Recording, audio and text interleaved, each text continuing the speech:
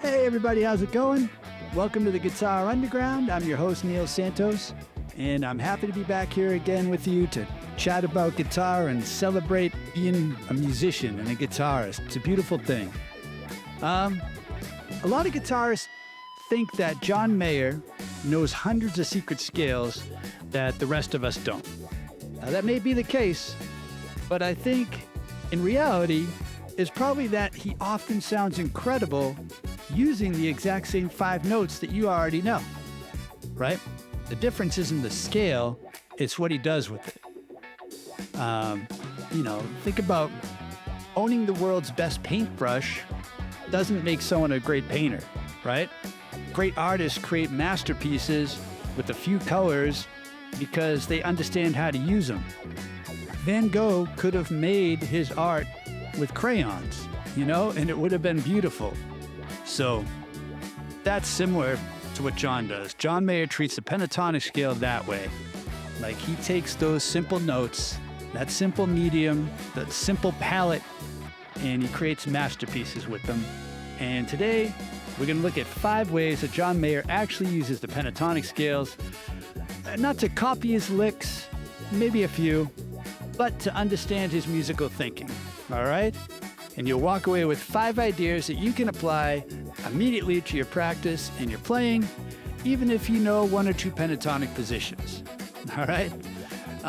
If you've been enjoying these conversations about becoming a more confident improviser, be sure to subscribe so you don't miss any future episodes. It's free and it helps out a lot. Every week we focus on practical ideas that can help you stop memorizing and start making music. All right, so let's get into it. Fact number 1 about how John Mayer uses the pentatonic scales, right? John Mayer doesn't escape the pentatonic scales, he explores it, One misconception is that Mayer's constantly switching into exotic scales, but most of the time, he's staying inside the pentatonic scale far longer than people realize. He's simply squeezing more musical expression out of those notes. Like you or I may panic after about 4 notes because you think you need something new, right? But Mayer often stays patient, He's like the old dog walking down to the sheep. Let's go down there and you know the punchline. Maybe you don't, but I'm not going to say it. You look it up. You're probably leaving the scale too soon. The problem isn't your note choices that you need more notes. It's that you're not exploring enough possibilities inside those notes. And that's where confidence comes from, trusting that small musical vocabulary deeply. All right? Freedom comes from depth, not quantity. So I have a clip here, and we can check it out. I think it's from his channel, John Mayer's channel, and I hope I don't get demonetized for this. This is for teaching purposes, YouTube, the algorithm, or whoever is checking these out. I'm simply teaching using this, so please be kind. All right, let's see. This is him. It says, making, I guess I just feel like, over 7 minutes of guitar solos. All right, so we're just going to check out the first bit of it. I think he really nails it in this first take.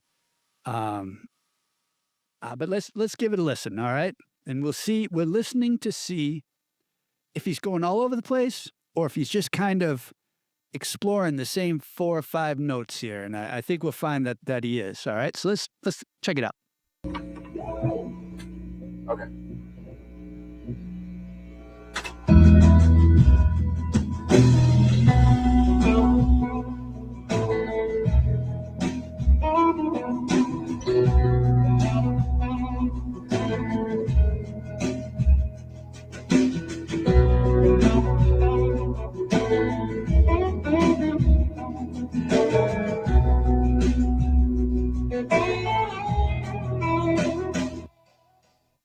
So that was awesome.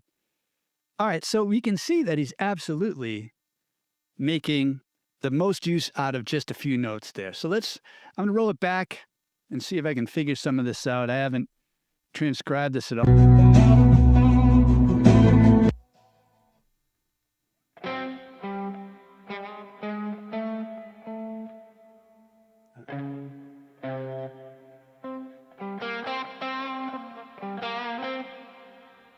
All right, so we're in. Let me see what the chords are. It's C. It's descending.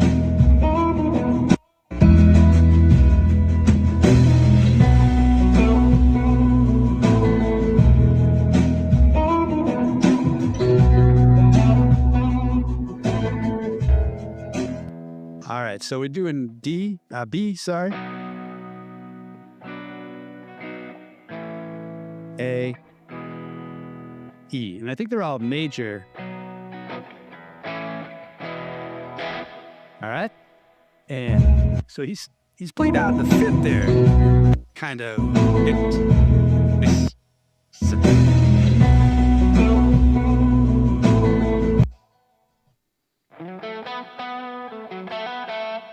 Or, you know, so he's the fifth, the flat 7, and the 3.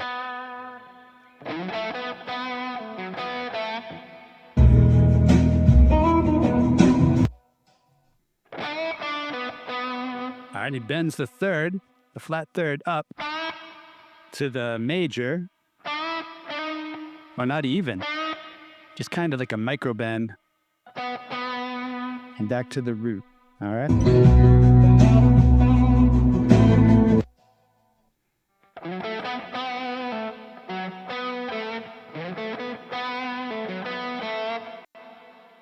And then he does the same note again, the same like little motif. Pause. Look at that big pause there. I would have been freaking out.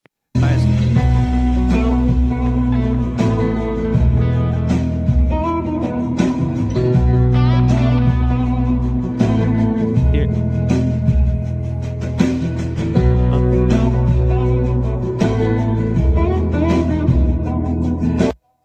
All right, he's developing the motif. He starts again the same way. What does he do?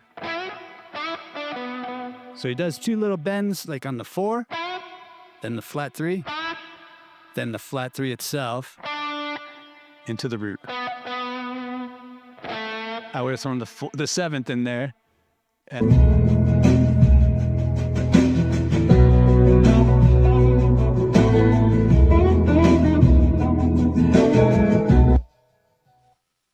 yeah.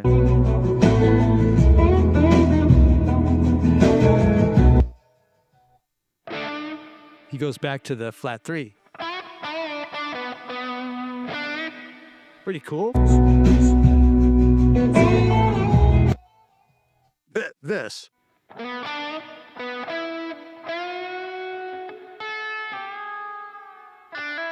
How awesome is that, dude? All right, so what he's doing there, I've never seen this. It's kind of like Eddie Van Halen-ish, but with the cooler note choices, I guess. You know, Eddie would do the or whatever, but so what he does is goes from the root to the 4 and bends that up, then taps 3 frets up. He taps it. All right, then tap on the 12. So all right, if you're listening at home, we're bending the 9th fret on the G string. So that's the 4th of the B that we're B minor pentatonic we're playing in. All right.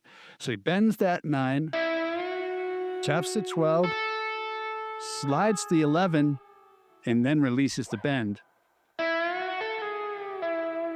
Back to the 4th. That's awesome. I'm stealing that, John. I'm sorry. You want to make sure you get that bend all the way released before you untap to the, you know, on the 11th to go back to the 9th. That's cool. It's almost like, reminds me like a keyboard lick someone would do with their bending thing, like Dream Theater. Very cool. All right, so.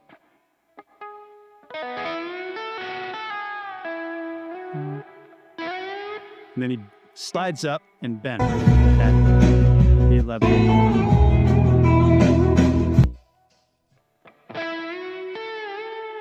Ah.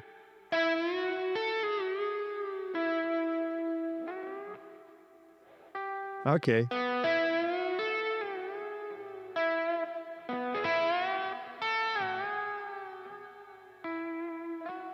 he kind of double bends on that 11, like when he's bending the 9 and tapping the 11.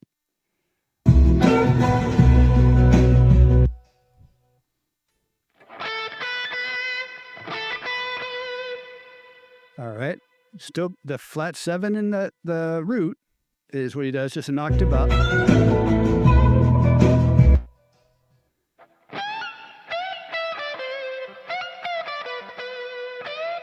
Wow.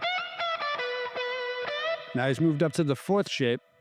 So you can see that I want to move on here because that's just fact number 1, right? But you can see that he is just kind of developing, just using just a few notes and adding vibrato and tweaking them and stuff like this. That tapping note was worth the price of admission. You got to admit, that was cool. All right, so that's fact number 1. Fact number 2, he thinks like a singer, right? John Mayer rarely sounds like he's just running patterns. He's not going...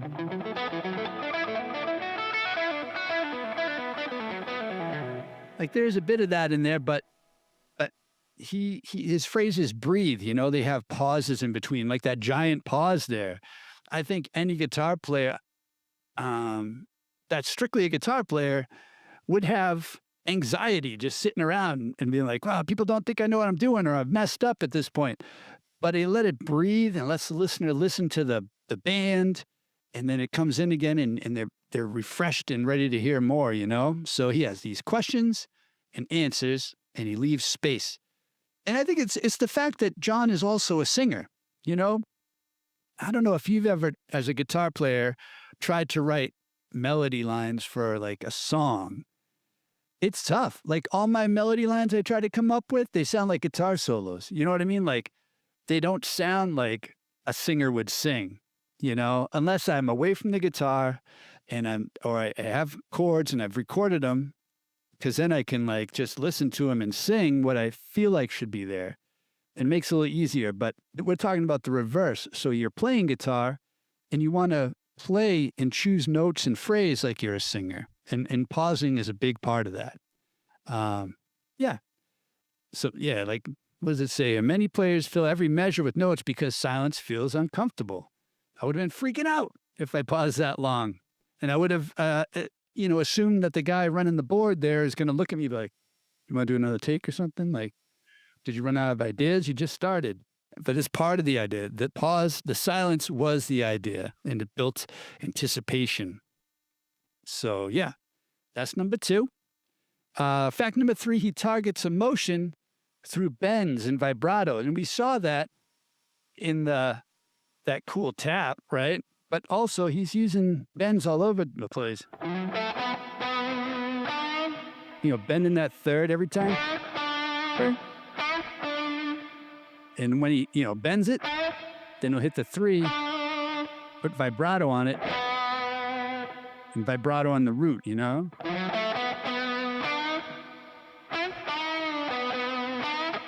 Bending the 4th.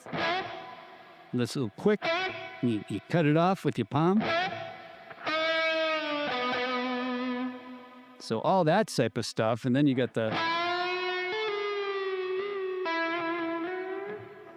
And I like those little things. Like, that's why I was mentioning I would probably play the flat 7 after it, but he went to the flat 3, and it's the same idea, right? If you just stop on the root at the end of your thing, like... and then you stop there and don't do anything, it kind of finishes it. Right? It kind of just puts a period on your sentence. But if you go, that turns that period into a comma, right? And now you can continue. Now, there's more coming, right? Because you didn't resolve. You left on an unresolved note.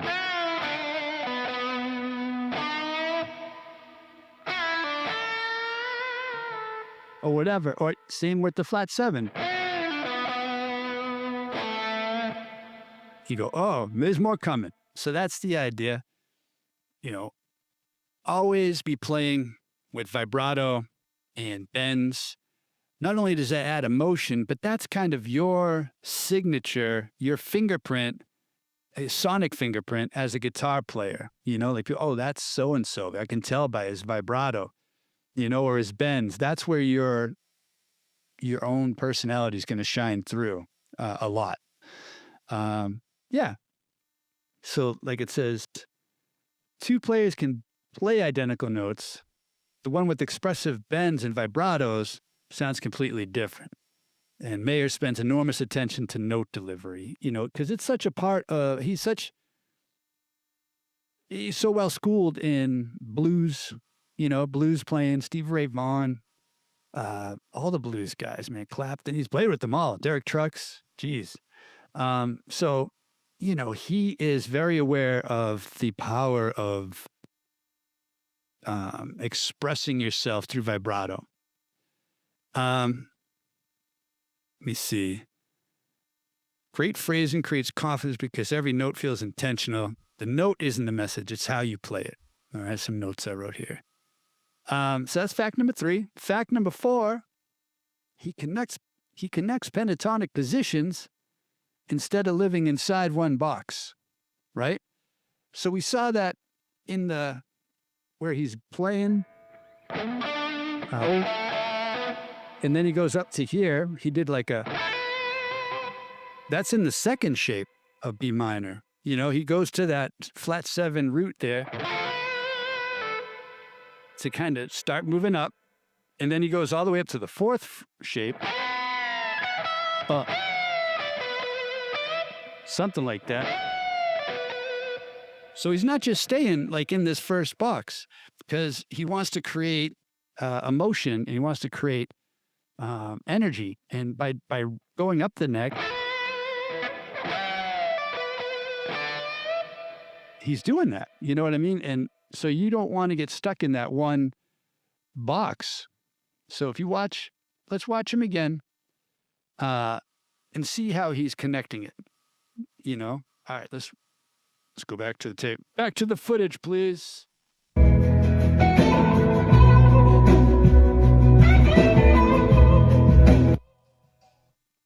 He's still messing with those same motifs.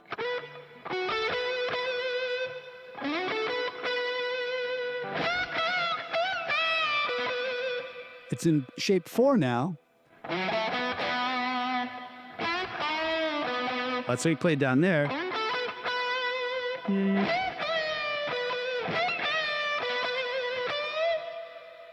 Yeah.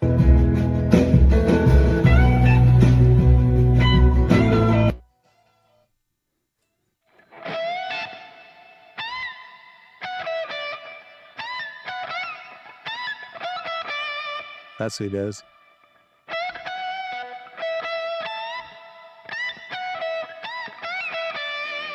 Does something like that.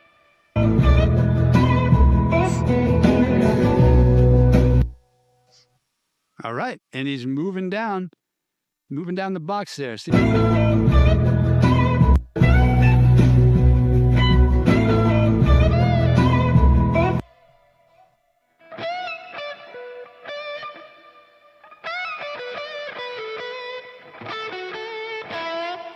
I don't know, something like that.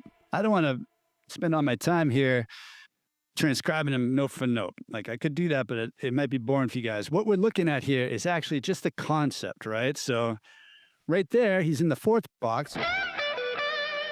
So you've got that kind of thing. And then you can move that down to the 3rd box, down to the 2nd box, down to the 1st box. So you can make resolve it. That's the idea, is you can slide through boxes,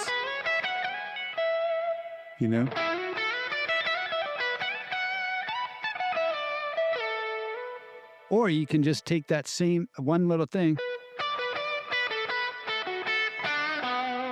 and just move it right down the shapes. You have to be kind of aware of the shapes and kind of have the ability to see them. But practice with 1 or 2 shapes. We'll get into that. Practice tips in a second. So yeah, don't get stuck in a shape. That's tip number 4. Or fact number 4 about John. That's what he does. He doesn't get stuck. He's very mobile. All right.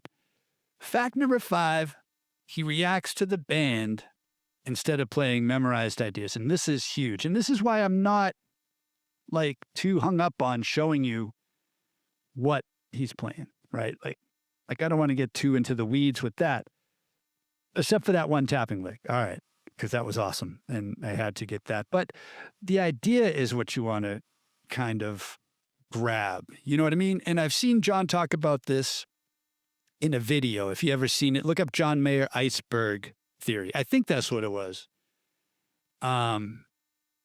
Where he's talking about, okay, you learn a lick, right? Like say you learn that 4-4-3 lick, right? Where you just do a bend here and a bend there, and then to the like resolve it. Now that's the tip of the iceberg. That's what you can see. That's the one lick. But he says take that and explore below it. Like try that sort of idea. Just bring it around the neck.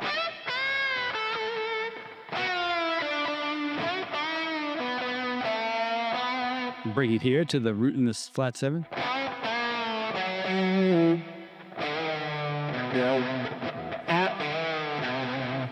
That's the idea, you know? So take the concept and have a whole bunch of those. And what that's going to allow you to do is listen into your band, what they do. Maybe the drummer like hits a separate, like an added hit on the snare that creates this cool energy. And then you can kind of react to that, right? And you're not going like, oh, I know this one lick that I learned and it's 12, 15, whatever, you know, like, no, you just go, okay, just react to it and you'll have the chops there so they get he'd be like, or something, I don't know, like it depends on the style, whatever, but to add some elements to your own playing that mirror that, or if you can hear that they're ramping up the energy, then you can ramp up the energy in your lick. You're not saying like, oh, I memorized this thing and we don't go more energy here. There's not more energy here. It's less, or it's maintained. And you know, like, no, dude, just flow with it. And all the greatest musicians I know that I talk to, and they're all about, they call it having big ears, you know, and you listen to the rest of the band and you say, oh, all right, I see what they're doing. And you react. And it's more of a conversation that way. So that's where we want to try to get to, if that makes sense. All right? Cool. So that's fact number 5. He reacts to the band. He changes his phrasing depending on the groove, the drummer, the bass player, the vocal. His solos are conversations. What if while he's soloing, the singer goes, na na na na? So he goes, you know. Of course, I just played the same thing. What I say about my lyrics my vocal melodies being guitar licks, but, you know, like.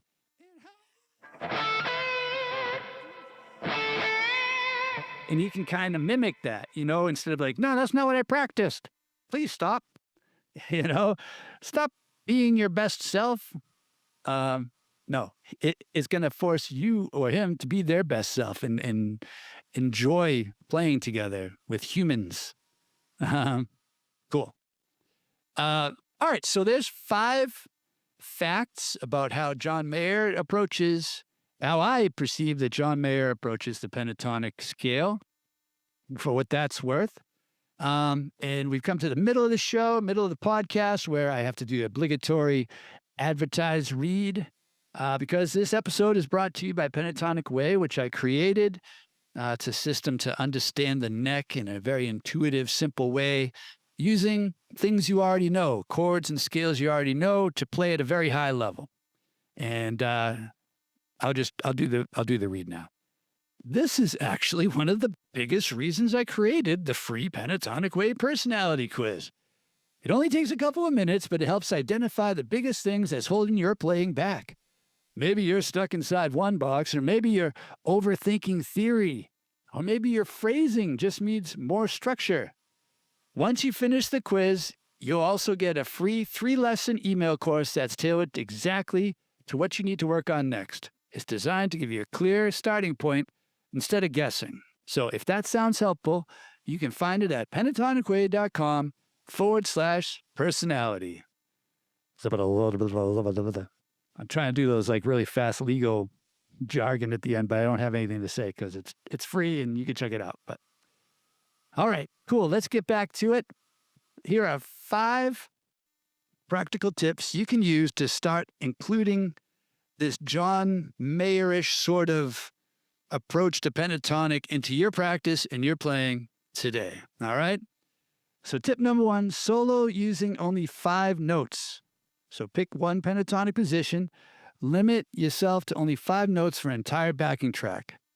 Instead of adding notes, add expression. So I have a little track here, and it is a John Mayer-ish backing track. Hold on. There we go. So let me try to do this. 5 notes.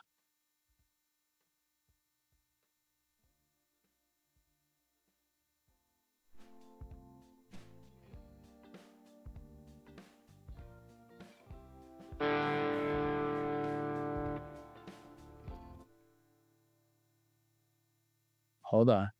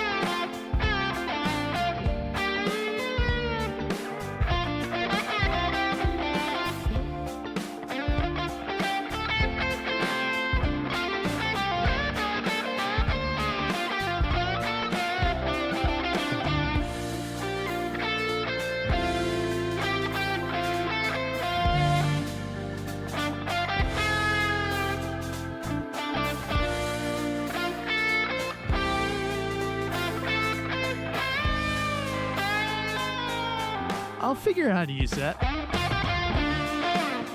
All right, so that's the idea. That's the idea, and I tried to really shoehorn that tapping idea in there. That's how you figure things out, right? You go, oh, does it work here? Nope. Does it work here? Nope. But I'll get it. I'll get it. Stay tuned. So that's one idea. Try to stay just right in the same box. You know, use that sort of motif idea.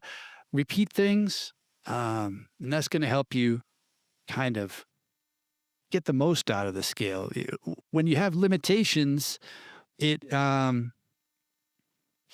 encourages creativity, right? You're going to have to try to wring the most out of you can out of those 5 notes. So here's one. Tip number 2, sing every phrase before you play it. All right? So this isn't the easiest for me to do, but I'm going to try it. Hum or sing a short idea, then find it on a guitar. This naturally produces more Mayer-like phrasing. So let's see. See if it's true. All right.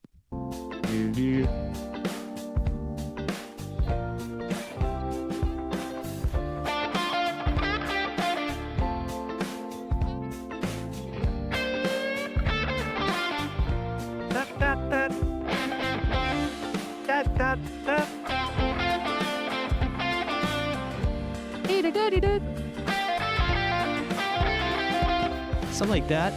All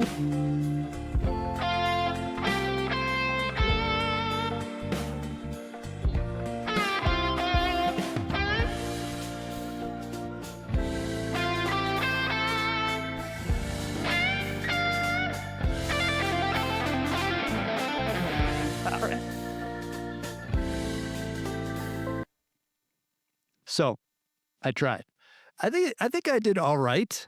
And then at the end, I just did a lick I know, right? I always go to those little Nuno-ish string skipping things. If I want a burst of speed that I know is going to sound kind of cool, right? 3s over 4s, time-wise, very cool, triplets. But yeah, for the most part, I think it sounded good. All those notes happen to be in the pentatonics or bending out of the pentatonics.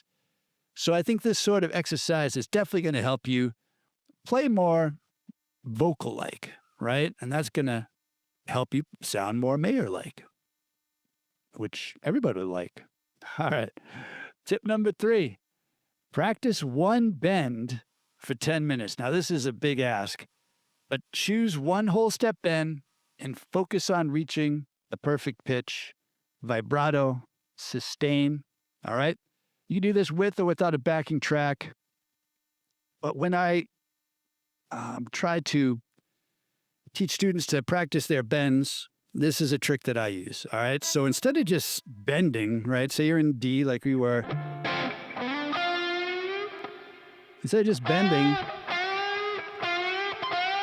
and try to guess where it is, slide, right? Slide a whole step up from there. Now bend that note so you hit that.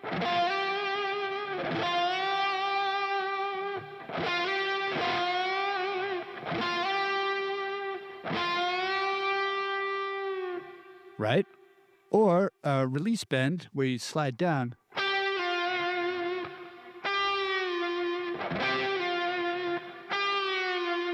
It's going to help train your ear, but it's also going to help train your fingers, right? Like, especially with the release bend, because you got to already be bent there. You got to know your guitar enough to know, like, all right, that's a whole step. That's a whole step. And if you can get that every time or nearly every time, you're going to be doing all right. Now you can also put a vibrato at the top of the bend, which I like to do sometimes.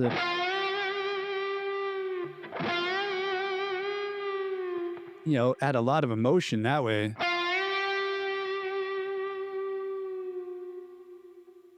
Pretty cool. It could be like, sometimes I like to do, non-uniform vibrato at the top to sound like really kind of out of control or unhinged. It's like...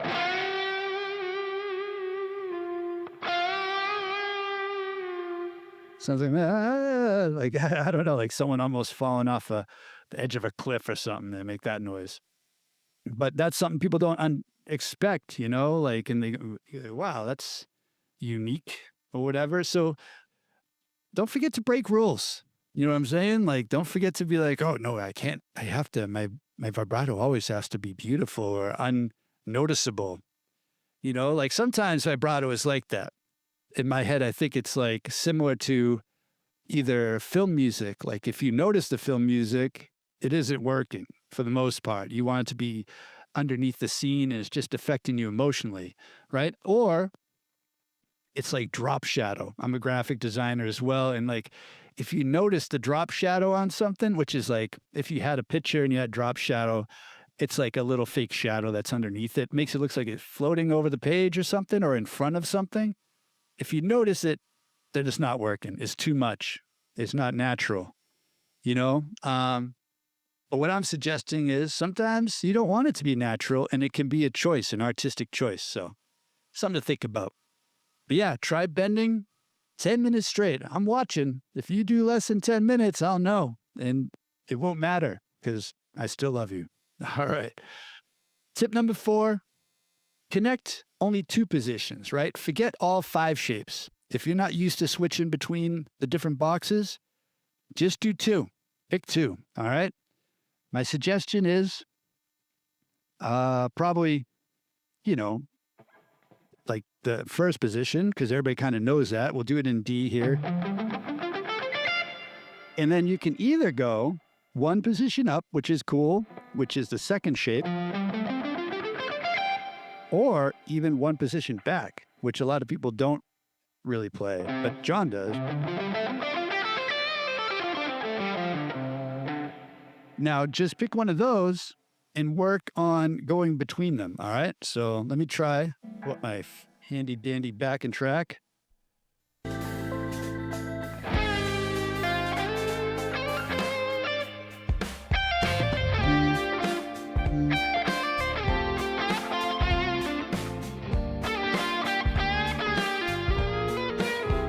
Nope.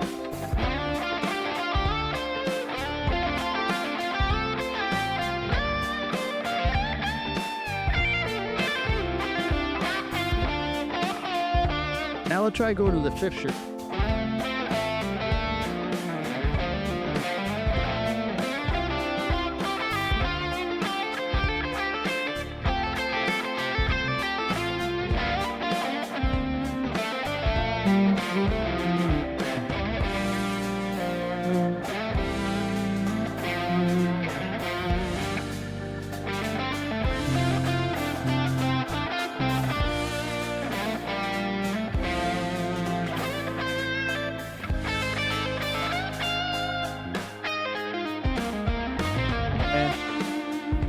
All right, cool.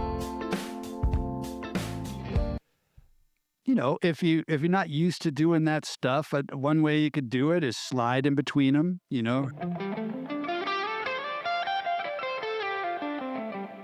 Try to pick different strings to slide on. Say, I'm going to slide on the 4th string down, which may be weird, right? But it's a bigger slide, minor 3rd slide.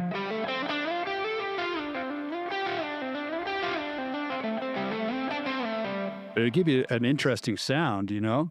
Most people slide with the whole stack.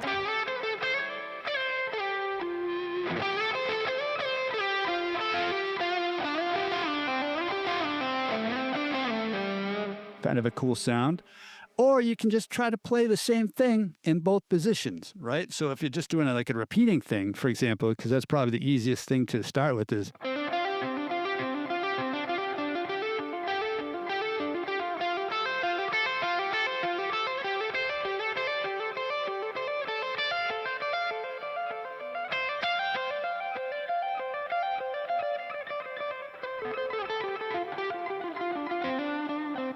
Something like that. Just come up with a little idea. Like that was just kind of like what he did in the solo. Second shape, first shape, second shape, first shape. I don't know when you do that, but I mean, it kind of, you might do 1 or 2 of those and go into something else, but it's good to practice that sort of movement, right? In case you ever need it. Like we're talking about, like don't memorize things, play concepts, right? And combine them. So yeah, try just 2 shapes, try to find different bridges in between them. And then, you know, expand later. You're just building up your familiarity with those 2 shapes. And once you feel comfortable with that, add another shape, you know? Cool.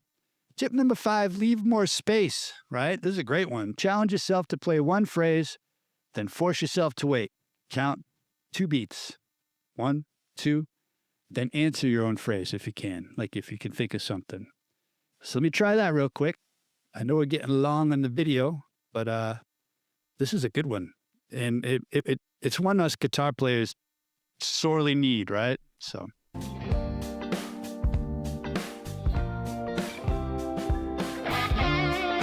1, 2.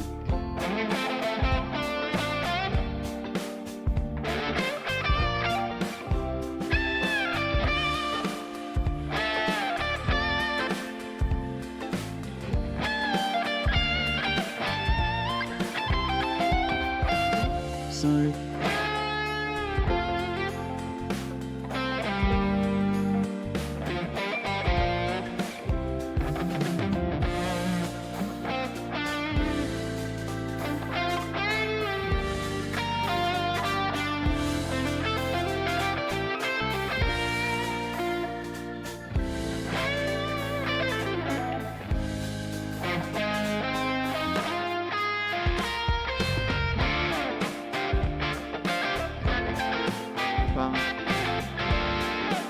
John, if you're watching this, much better than this typically. Wouldn't that be something? Anyway, closing up.